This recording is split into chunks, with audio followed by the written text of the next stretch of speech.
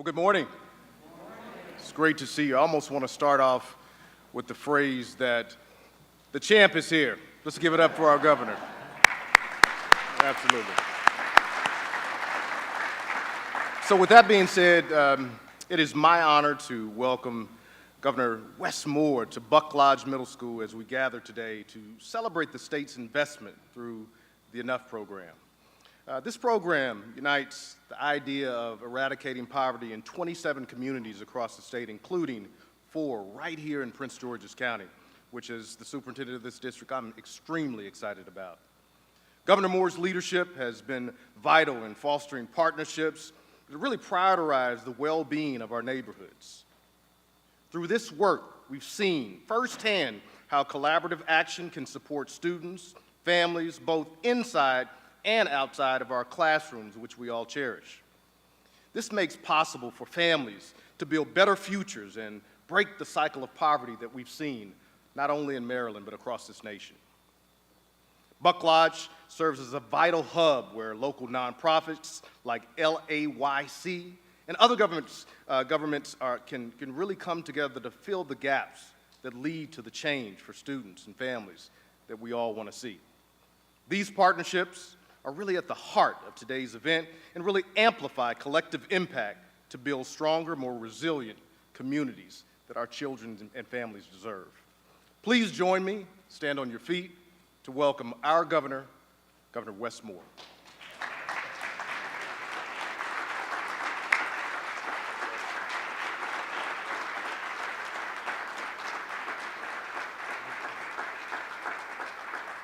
Good morning, good morning. Hey, Buck Lodge, how y'all doing? Man, this is a great day. This is a great day for beautiful Prince George's County. This is a great day for the amazing state of Maryland. And this is a great day for humanity. Because I'm telling you, I could not be more excited to look around this gymnasium and say, you are the change we've been waiting for. You are the hope that we've been waiting for. This is the moment that our society has been waiting for. You all are beautiful. And everything about this moment is because this is an encapsulation of your hard work. I have to tell you, Superintendent House, and first, not just thank you for that incredibly kind introduction, but also for your leadership. I can tell you, it is not just the students of now, but the students of the future can see higher because of the fact that you allow us to stand on your shoulders and can be guided by your leadership. So God bless you and thank you so much, and it's great to be here. Thank you. And Principal Nance, we want to say thank you. And I say we all look up to you. It's not just because you're like 6'10". But we all sincerely look up to you and are thankful for your leadership, and thank you for not just hosting us today, but also for giving us such a wonderful place to be inspired by. And I think about the significance of this. I'm thankful to have so many members of our administration, so many cabinet members here as well, and members of the Moore Miller administration, and also that it includes a proud alumni of here, Secretary Montero, a proud Buck Lodge graduate. So I'm not leaving without stories about him, by the way. But it's impossible not to be overwhelmed by the significance of today and what today means and what today represents, because less than 12 months ago, we got together in Brooklyn where we said that this was going to be the moment that we were going to have an unapologetic, full-throated, and bipartisan attack on child poverty as exists in the state of Maryland. And I remember when we first had those conversations, people said, well, this is challenging and this is hard, and we said, well, we know. But we don't do easy. We do necessary. And this moment, we said that being able to address this issue of generational child poverty is not just necessary, it is the only moral thing that we can do in this moment. And it wasn't just about an act. It wasn't just about a piece of policy or legislation. It was about how are we going to change our entire approach to governing. Where what would it look like if we actually moved in partnership with our neighborhood leaders to address the challenges that we don't need to tell them about because they're experiencing it every single day. Our community leaders don't need white papers about the issue of poverty in their neighborhoods. They don't need research reports, they don't need task forces because they experience it all the time. What would it look like if we could create an approach for transforming our communities that was written by our communities and not for our communities? Approaches where we say that they are the authors and not just the subjects of.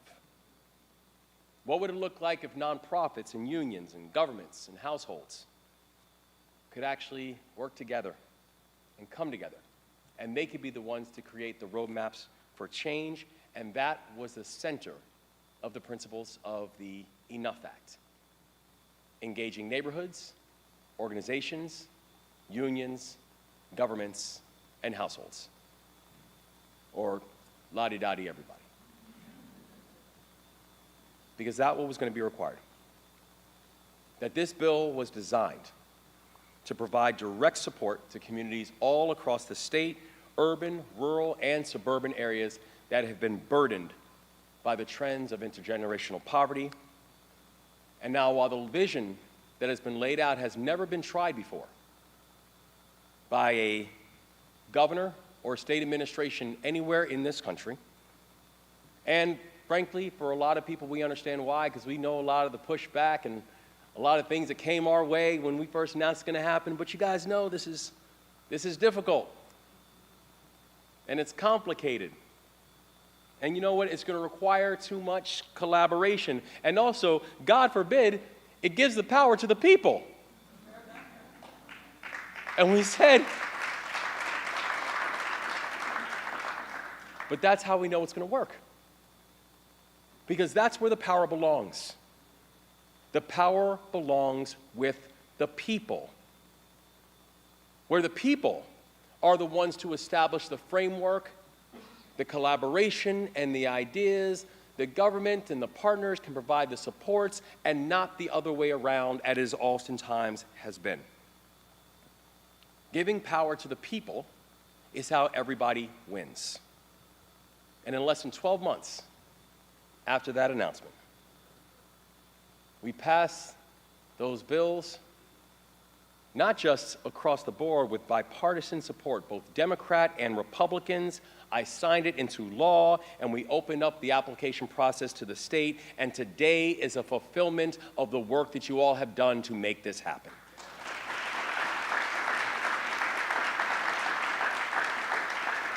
We work with organizations all around the country to identify strong community partners and support their applications with enough of our local community members. And in particular, I want to thank our friends from the Harlem Children's Zone.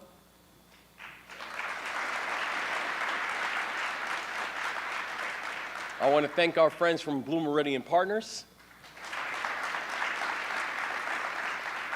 I want to thank our friends from Purpose-Built Communities. I want to thank our friends from the Partners for Rural Impact. And thanking our friends from Strive Together. Each and every one of those organizations and many more, they stood with us. They said, you know what? We think this can be done at scale. But it could not have gotten done had it not been from our friends who didn't just serve as supports, but they served as guides. We are standing here because we are standing here in a collective fashion. We're standing here because we are also standing on the shoulders of people like my friend and mentor, Jeff Canada. You're going to hear from Jeff in a few minutes, so y'all going to want to stick around and hear this one.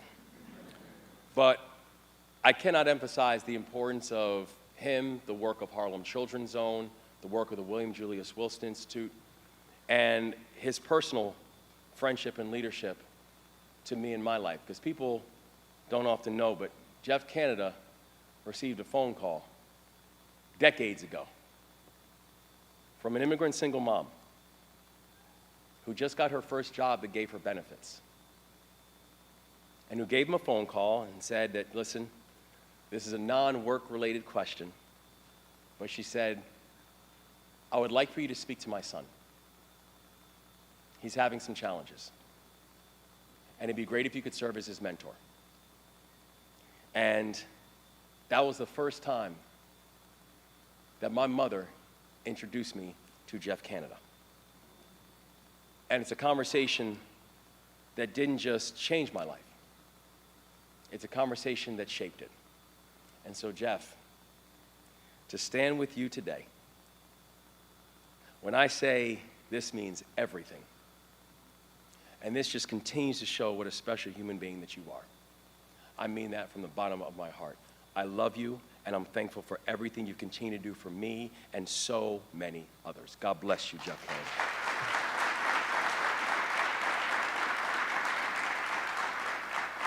He and his entire team have been with us every step of the way. And today, we are proud that we are standing here in amazing Prince George's County to announce our first cohort of Enough Act grantees.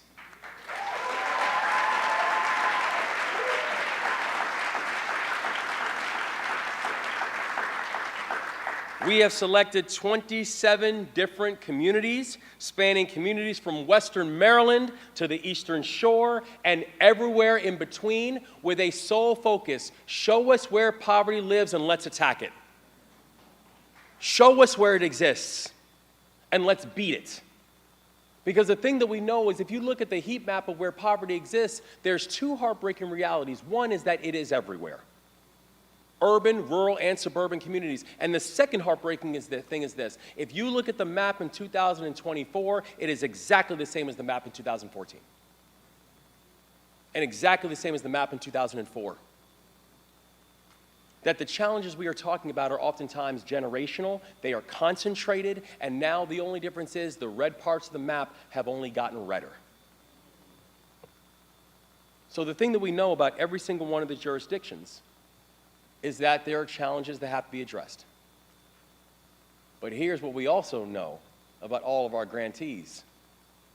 We know who's going to lead the charge to address it, because they are people who are already in the communities doing the work. Poverty is a West Baltimore issue, and it is a Western Maryland issue. Poverty is a Caroline County issue, and it is a Prince George's County issue. And 24 of the awards that we announced today will go towards community coalitions at the early stages of putting together their action plans to fight poverty. And we know that many of the root causes of child poverty are complex. But we also know, with the coalitions that have been built by these community organizations, that each of them will be met. We are going to partner with each of these 24 communities to help assemble data-driven action plans that focus on a few distinct areas. We want to create safe and thriving communities. We want to support healthy and economically secure families. And we want to ensure access to high-quality education, because high-quality education will be the pathway to long-term economic success. We are going to be able to address all of those things, and we are so incredibly grateful to my friend and partner in the work, who has just been absolutely nonstop in leading up our officer children to be able to make this happen, Secretary Carmel Martin. Thank you. She's a star, y'all. And she and her entire team at the Governor's Office for Children will work with all of our award winners to be able to make sure that we get this vision moving. The 3 remaining award winners are in a place where they can actually start to implement the plans to start this fight. We're talking about well-regarded and established organizations that have been community anchors for generations, and for many people who understand that our communities don't need to be saved. We don't need you to come save us.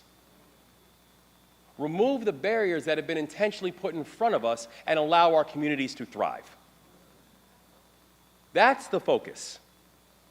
That our communities are simply asking for the resources and partnership from the state and our philanthropic partners to accelerate the work that they're already doing on the ground, and the Moore-Miller administration and every member in it is proud to be a partner inside of this work. We are partnering with Cherry Hill Strong.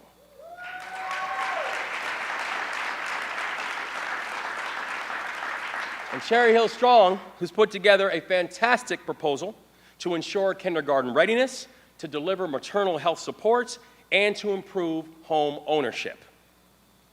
We are proud to partner with Park Heights Renaissance.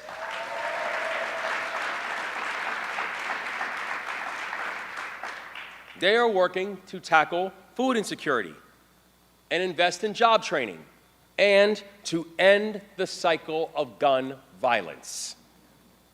We are partnering with the Sanmar Family and Community Services.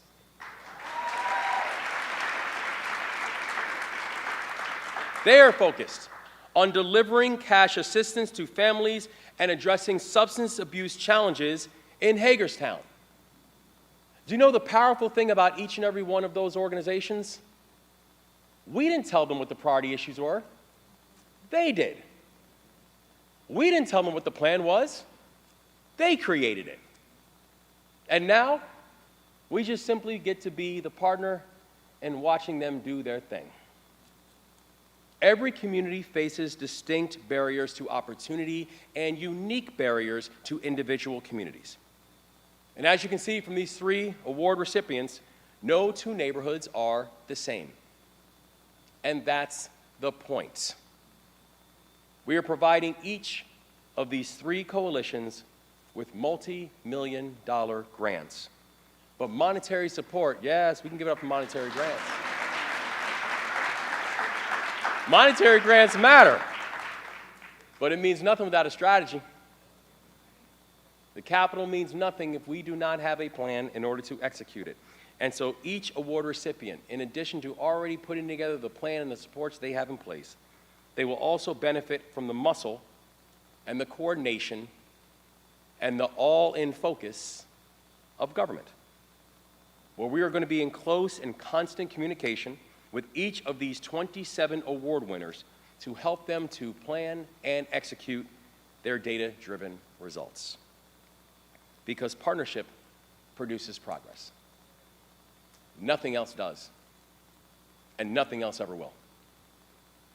In that spirit, I want to recognize a few of our partners who made this moment possible. First, I'm looking at her right here, Councilwoman Porter. I just want to say thank you for your leadership. Thank you. I want to thank a few partners from our General Assembly who were not just fighting the charge to make sure this got passed, but also making sure that we got the funding that we requested for it as well. And that includes Senate President Ferguson, includes Chair Barnes, it includes Chair Janelle Wilkins, and includes someone who I'm excited to not just be here today with, but also know that I'm thrilled to have him as a partner inside this work, Senator Malcolm Augustine.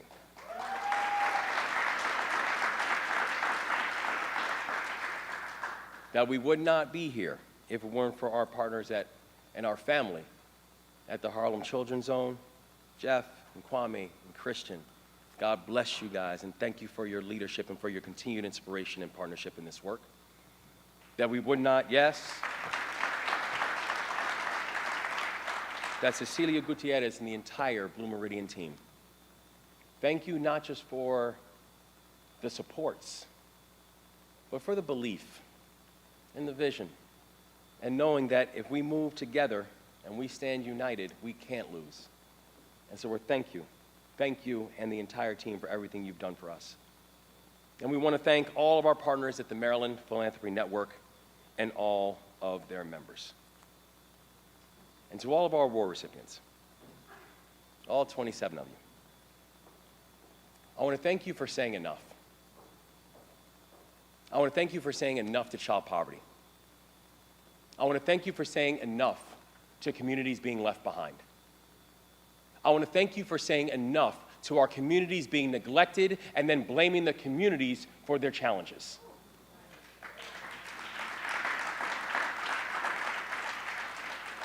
And I want to thank you for saying we are enough. We are all we need. Not just to get by, but to thrive. Thank you to each and every one of you for making sure that we make this the moment where Maryland leaves no one behind. And so I'm honored to be able to turn the program and the microphone over to not just a friend, but someone who has been a champion of this work, someone who has been a champion for the community, and someone who I'm proud to work with in Annapolis to making sure that not just Prince George's County, but everyone in this state is seen. I want to turn it over to my friend, Senator Malcolm Augustine.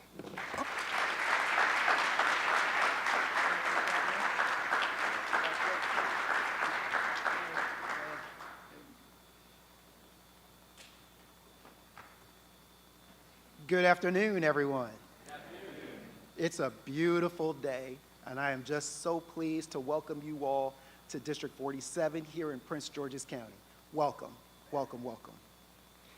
I am just so very, very proud of our governor. Let's just give him another round of applause.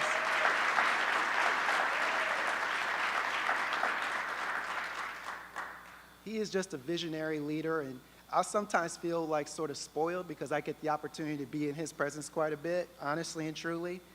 But when I get around this country and I see other things, we are just so blessed, actually, to have this man as our leader. Let's just give him one more round of applause.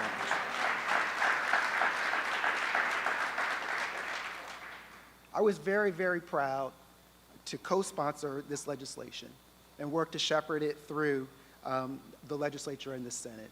Transformative legislation. The Enough Initiative is laser focused on its purpose of eradicating childhood poverty, but nimble enough, as the governor mentioned, to meet the diverse circumstances we find across our state. Absolutely brilliant. Thank you so very much. Now, here in Prince George's County, we have a significant unevenness in our communities. Deep poverty next to significant wealth, quite frankly. But Governor, you see the gleam in the eye of our children who live amongst us in poverty. I know you know that gleam in their eye. The sky is the limit for their future. If we set the table of a fair chance. And living in poverty is simply not a fair chance. We are all too blessed in our state to allow this injustice. And I thank you, Governor, for creating the Enough Initiative to do something about it. It's a great day, folks. It's a great day. Now, 4 of these grantees are here in Prince George's County. And I'm just so pleased because I can personally attest to the commitment to our community of each of the 4 initial grantees who will support our county. Now, as we talked about, each of these areas are kind of different. They have these different needs.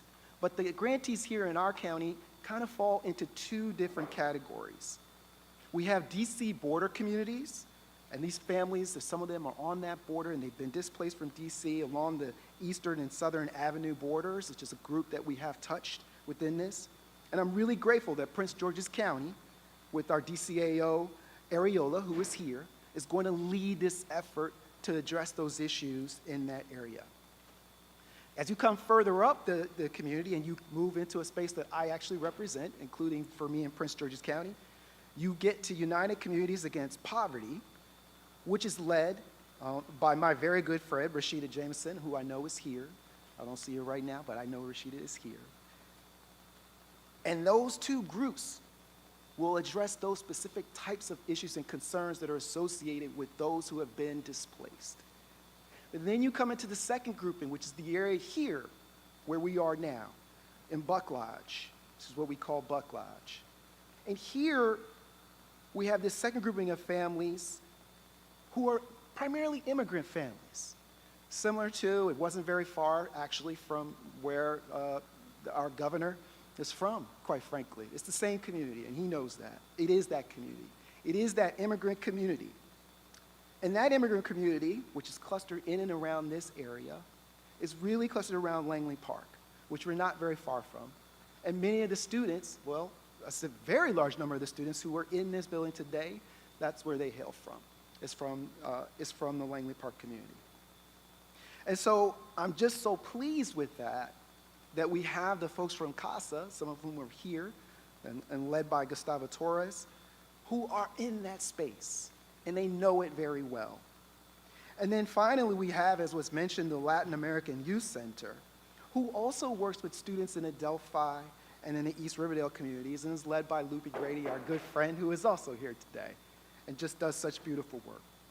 All of these grantees represent a partnership of community-based institutions, including community schools, local government, community-based organizations, nonprofits, and faith-based institutions. And in 2025, they will use these funds to pursue child poverty strategies tailored to the unique needs of our communities.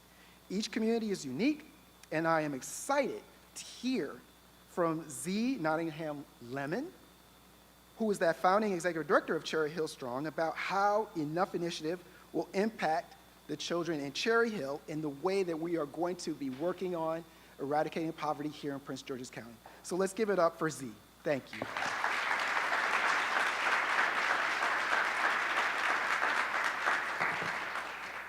Good day, everyone. And thank you, Senator Augustine. Cherry Hill has always been a community of ingenuity and pride. Cherry Hill, like many of Maryland's most marginalized communities, has never lacked from a dearth of leadership with bold vision and realistic solutions for the problems that the neighborhood was facing. What we have lacked, though, is sustained investment and true partnership from the systems, organizations, and agencies that we need in order to be successful, to actually implement the solutions that we've always envisioned for ourselves. And so I'm really excited about what today means for all of us. I'm grateful for the vision and courage of Governor Wes Moore, for the hard work of the Governor's Office for Children, in bringing to life what I believe is a great investment in self-determination for Maryland's communities. In Cherry Hill, this award is going to support our implementation of the community's plan for transformation. It's going to help us to sustain the years of groundwork necessary for our success, and most importantly, it's going to allow us the space to do this work in a way that is in keeping with our values. We will center Cherry Hill residents. We will work with them to make sure that our neighbors are not displaced as the community improves, but that people are able to stay and benefit from the transformation that happens.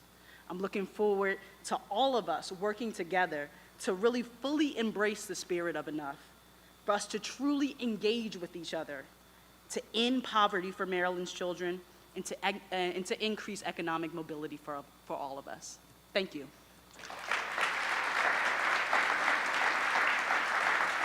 Next, if we could welcome President and CEO of Sanmar Family Community Services, Keith Fanjoy, on behalf of one of the other 3 Enough implementation grantees. Keith.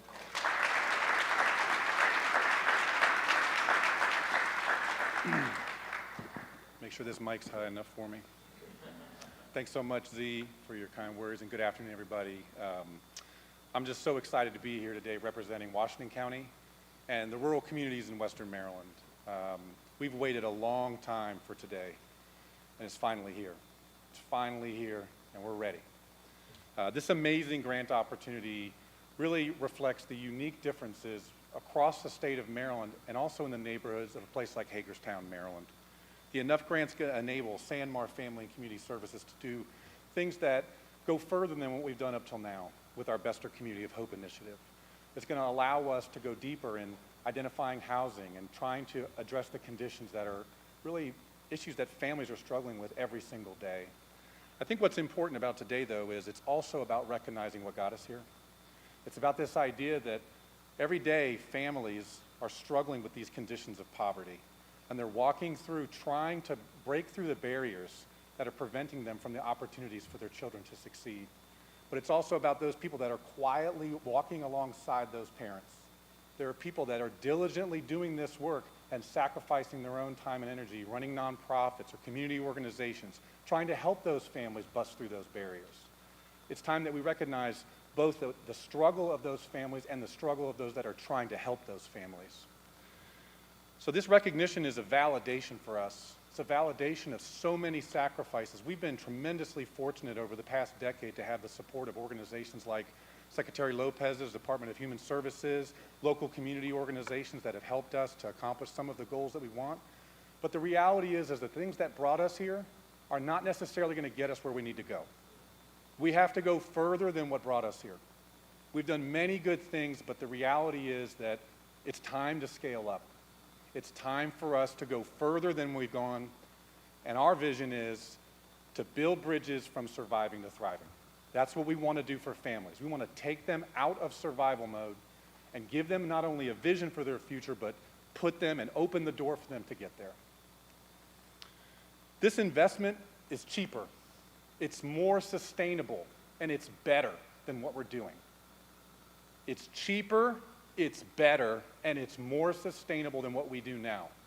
It's a logical decision because it comes from the hearts and minds of the people that we're serving. Let them own it. I just want to give a couple more special thanks, specifically to the Governor's Office of Children for their trust in an organization like ours. We're a 140-year-old organization, but we've been leading place-based work in Western Maryland for the past 10 years.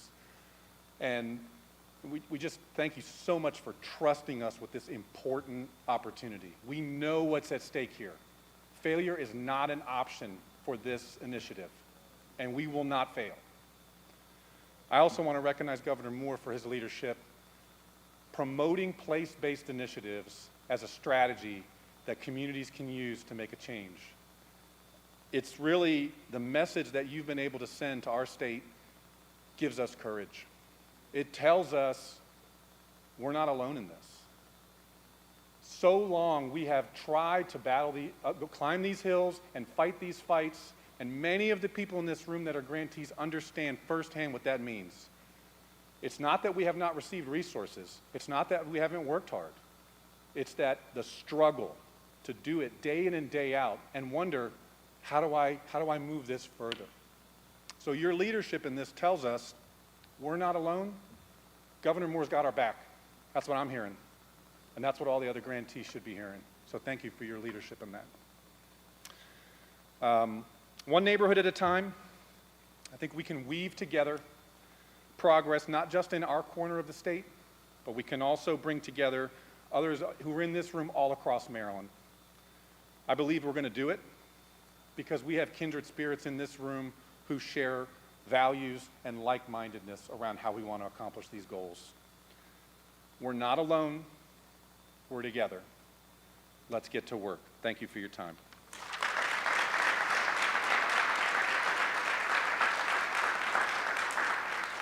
Next, it's my real tremendous honor to introduce our next speaker, the esteemed president of the Harlem Children's Zone and the founder of the William Julius Wilson Institute, the man, Jeffrey Canada.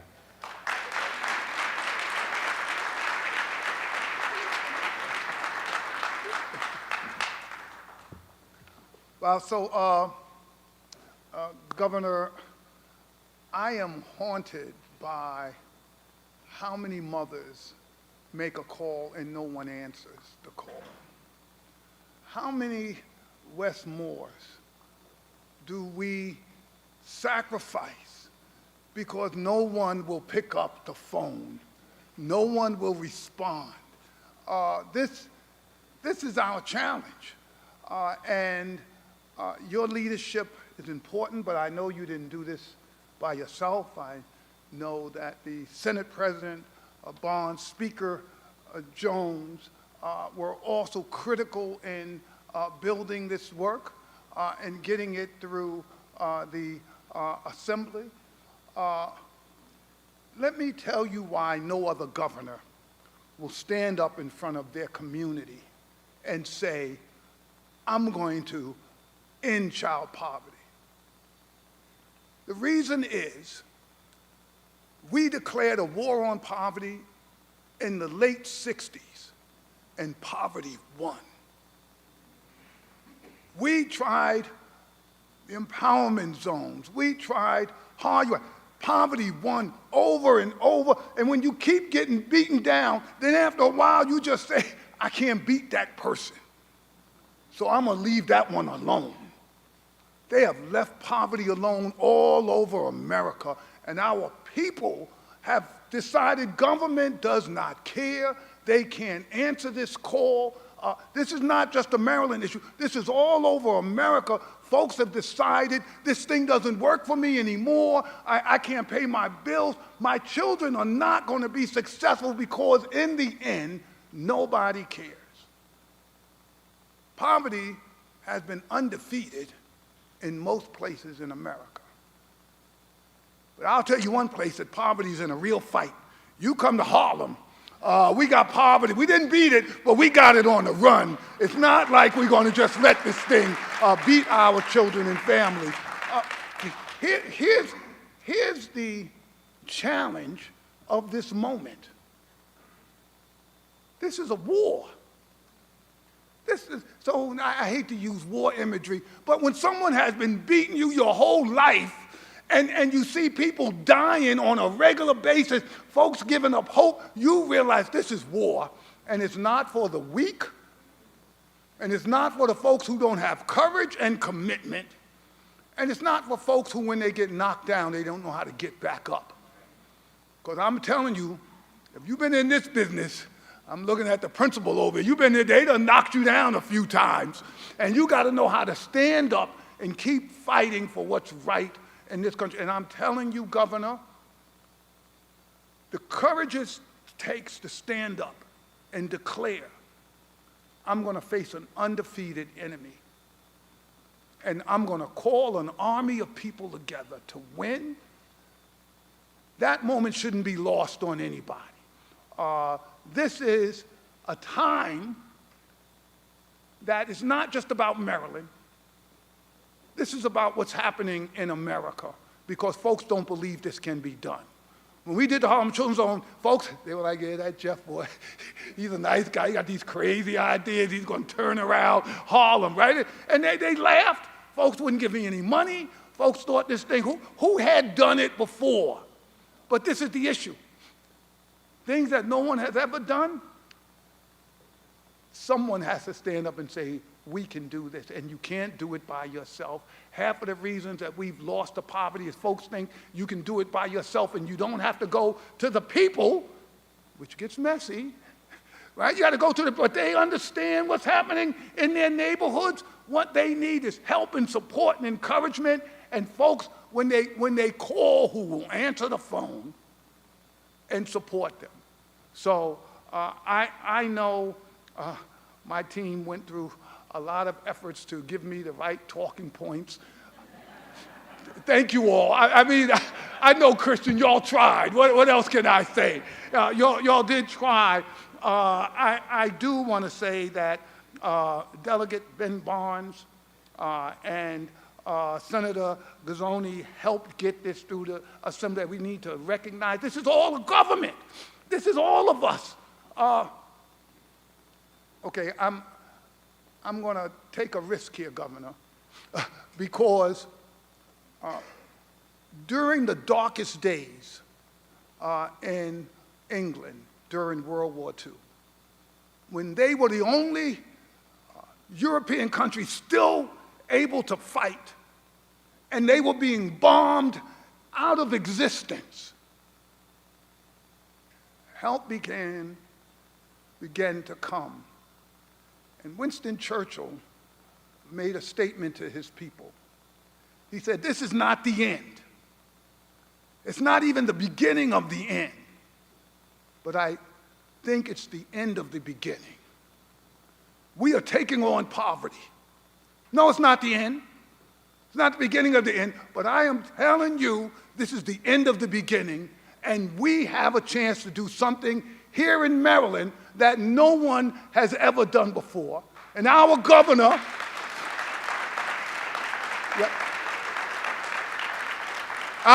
yes, I'm claiming the governor, I'm claiming the Senate president, I'm claiming the speaker. Our governor is leading us in this effort, and no one in this country has ever tried to do it before. And he needs us to stand with him, alongside of him, to make sure that this thing does not fail. We cannot let it fail.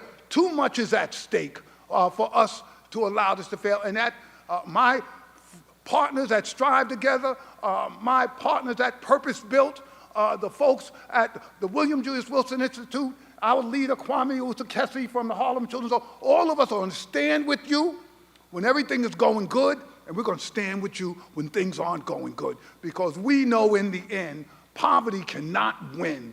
Too much is at stake, and we're going to make sure Maryland's the first state in the country that successfully takes on poverty and wins. And that's what this moment is about today.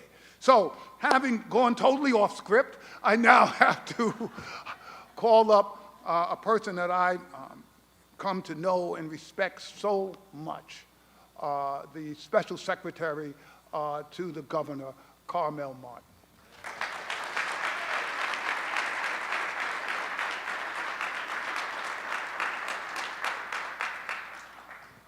Good morning, everybody, or good afternoon.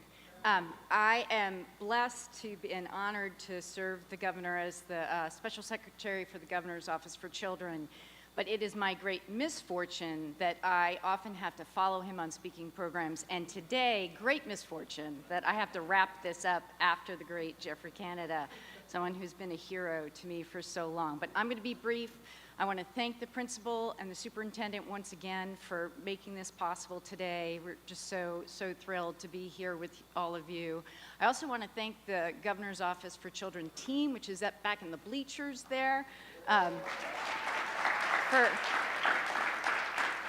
not just for today, but for doing what many people told us was impossible, which was standing up this office and this program in what was record time, which we were only able to do because of the national partners like the Harlem Children's Zone and the others that the governor called out.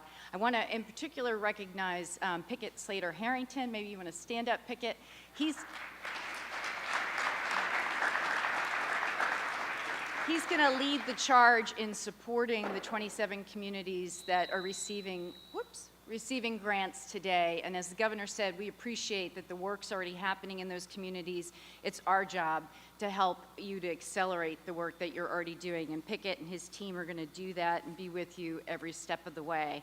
I'm also thrilled that in addition to the support we're able to give to these communities, the legislature has given us $5 million to support our local management boards, many of whom are here today, so that they can help build the capacity of other communities in the state to do this work. So we're really thrilled to have your partnership, and thank you so much for that.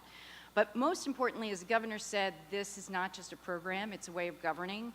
And the way we are trying to make that a reality is by working in deep partnership with the other members of the Children's Cabinet, which I have the honor to lead. I see my partner here, Secretary Lopez from the Department of Human Services. He is driving so much of the governor's vision and work on child poverty, so grateful for your partnership.